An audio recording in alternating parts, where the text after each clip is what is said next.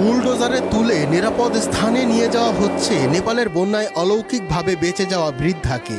মৃত্যুকে কাছ থেকে দেখে ফিরে আসা এই বৃদ্ধার চোখ মুখের দিকে তাকালে হয়তো অনুভব করা যায় কতটা ভয়াবহ ছিল নেপালের এই বন্যা।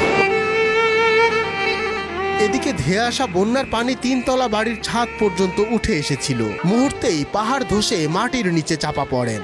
জীবন বাঁচাতে নেন ছাদে আশ্রয়। এর প্রায় 4 থেকে 5 ঘন্টা পর উদ্ধারকর্মীরা এসে উদ্ধার করে বলে জানান অলৌকিকভাবে বেঁচে যাওয়া কেশব প্রসাদ। বন্যার পানি আমার 3 তলা বাড়ির ছাদ পর্যন্ত উঠেছিল। পাহাড় ধসে মাটির নিচে চাপা পড়েন আমার স্ত্রী। জীবন বাঁচাতে আমরা ছাদে আশ্রয় নিই। প্রায় 4 থেকে 5 ঘন্টা পর হেলিকপ্টারে এসে আমাদের উদ্ধার করে।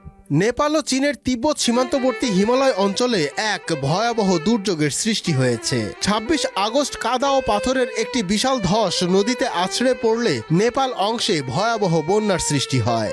নেপাল পুলিশের তথ্য মতে এই প্লাবনে এ পর্যন্ত অন্তত 157 জনের মৃত্যু হয়েছে এবং শতাধিক পর্যটক নিখোঁজ রয়েছেন।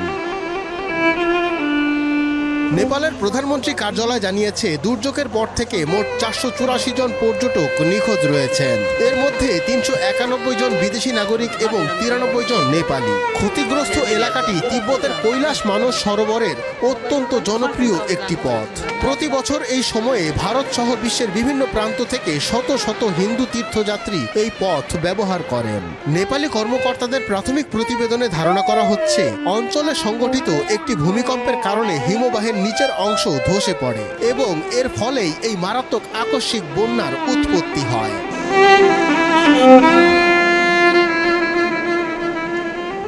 নেপালের পর্যটন মন্ত্রণালয় নিশ্চিত করেছে যে নিখোঁজ বিদেশি পর্যটকদের মধ্যে 100 জনেরও বেশি ভারতীয়, 3 জন মার্কিন এবং 12 জন ব্রিটিশ নাগরিক রয়েছেন। তবে স্থানীয় অধিবাসীদের মধ্যে কতজন নিখোঁজ রয়েছেন তা এখনও স্পষ্ট নয়। বন্যা কবলিত এলাকায় সেনা ও উদ্ধারকারী দলের সমন্বয়ে দ্রুত উদ্ধার অভিযান অব্যাহত রয়েছে।